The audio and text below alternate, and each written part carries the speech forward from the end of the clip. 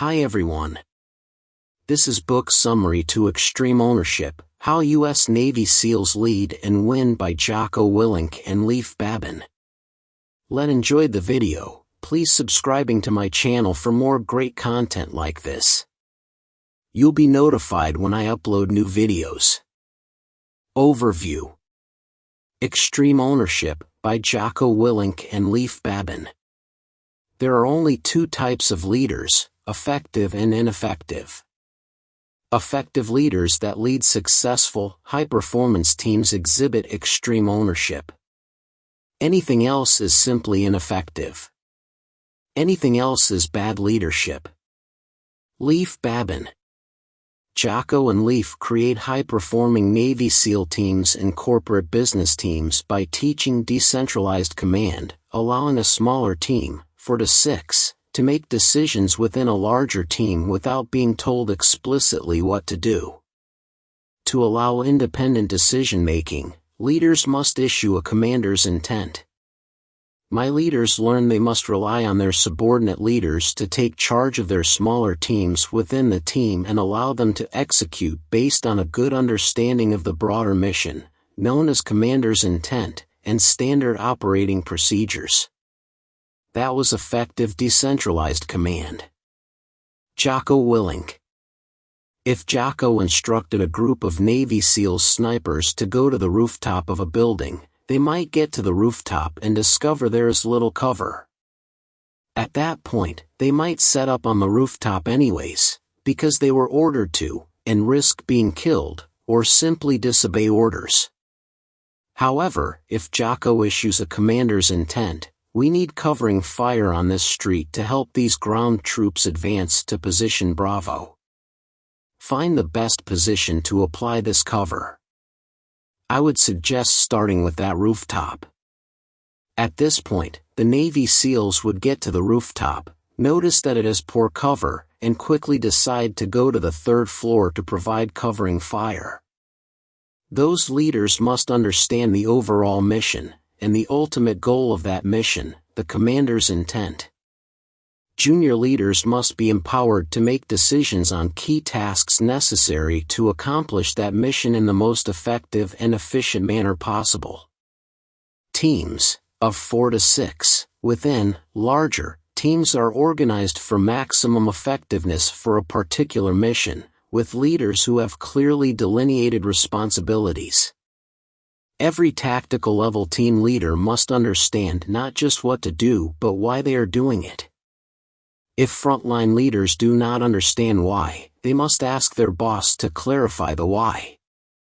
Decentralized command does not mean junior leaders or team members operate on their own program. That results in chaos. Instead, junior leaders must fully understand what is within their decision-making authority, the left and right limits of their responsibility. Jocko Willink. Issue intents, not commands.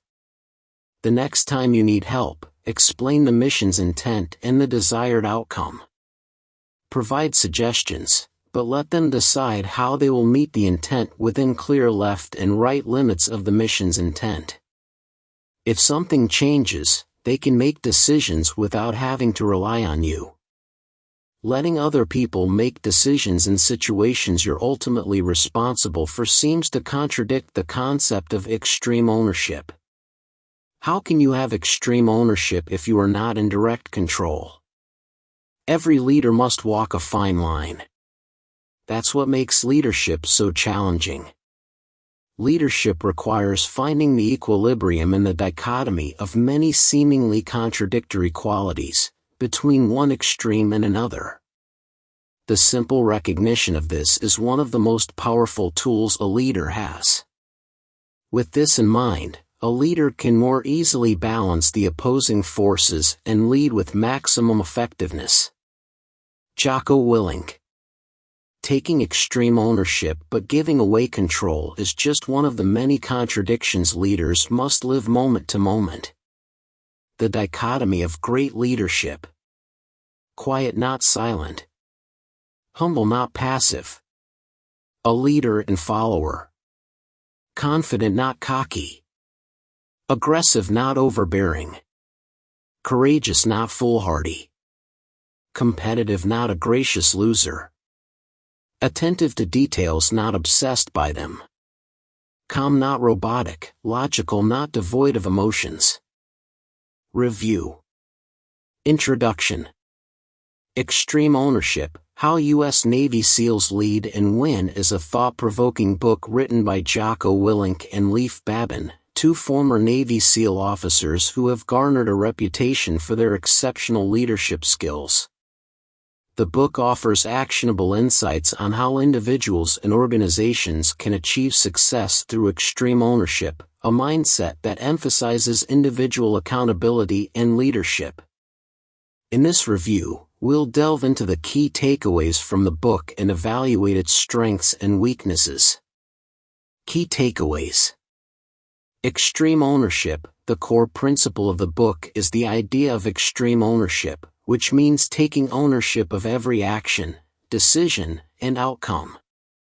This concept challenges the traditional hierarchical leadership approach, where leaders are shielded from accountability, and instead, places the burden of responsibility directly on the leader's shoulders.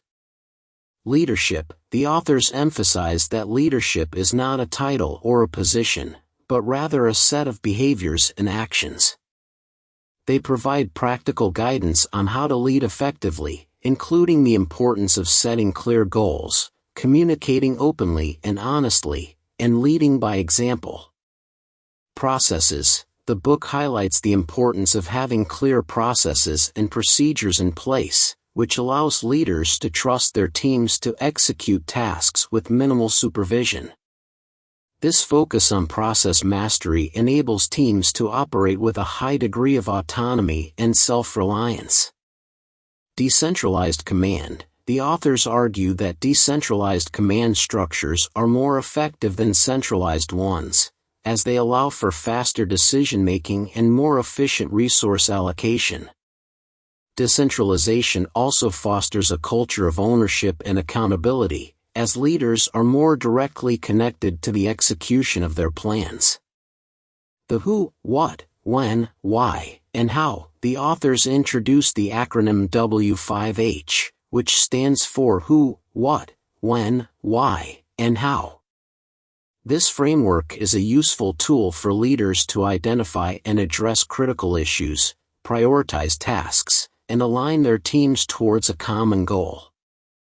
The 7 Habits of Highly Effective Commanders: The book identifies and expounds upon 7 key habits that highly effective commanders possess, including setting clear standards, leading by example, and prioritizing people over processes.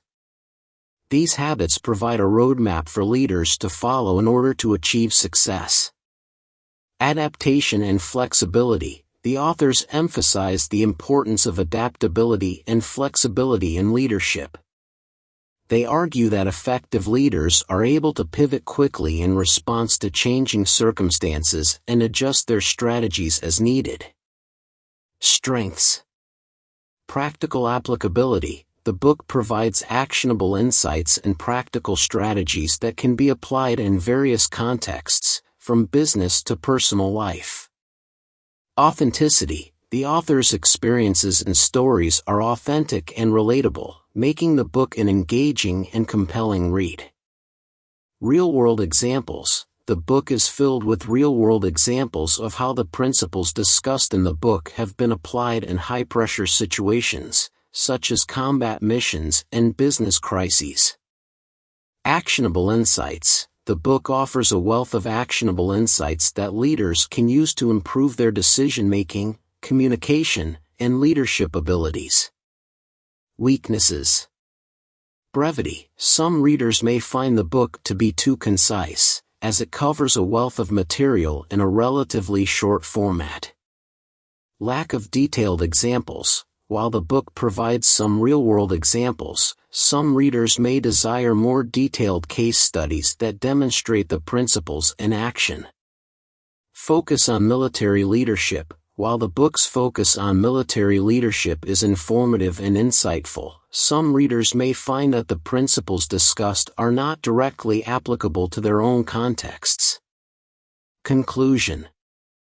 Extreme Ownership: How U.S. Navy SEALs Lead and Win is an engaging and thought-provoking book that offers practical insights on leadership and decision-making.